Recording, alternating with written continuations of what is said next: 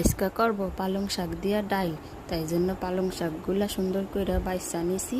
এবার আমার পরিমাণ মতো মুসুরি ডাইল নিয়ে নিছি। ভালো কইরা কয়েকবার ধুইয়া সিদ্ধ হইতে বসায় দেব। এই ডাইল যেমন স্বাদ তেমনই স্বাস্থ্যকর। এদিকে ডাইল আমার পিঠটা গেছে। এবার ভালো কইরা হাতা ঘুরায় ঘুরায় গাইটা নেব। গাইটা নিয়ে দিয়া দেবো পরিমাণ মতন জল। বেশি জল দেওয়া যাবে না, কারণ পাতাতেও আবার জল বাইরাবে অনেক। এবার দেব নুন, তারপর দেব হলুদ।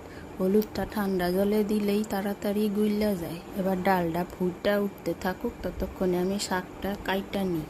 শাক কাটা হয়ে গেছে। এদিকে আমার ডাইলও পিঠটা উঠছে। এবার এই ফেনারগুলা ফেলাইয়া দিই, নইলে এগুলা খাওয়া ভালো না। এবার দেবো ওই শাক, তারপরে দেবো কয়েকটা সেরা কাঁচা লঙ্কা। আর একটু সময় ফুটতে থাকুক।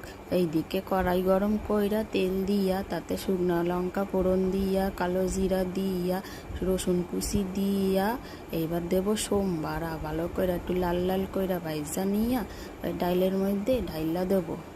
এবার মিশাইয়া আর একটু কিছু সময় ফুটতে দিলেই তৈরি হয়ে যাবে আমাদের স্বাস্থ্যসম্মত পালং শাক দিয়া ডাইল। এবার এইটা বড়া ভাজা, পটল ভাজা যা দিয়া তোমাকে ইচ্ছা পরিবেশন করতে পারো। আমি করছিলাম পটল ভাজা দিয়া। ও সেই স্বাদ লাগছিল জানো।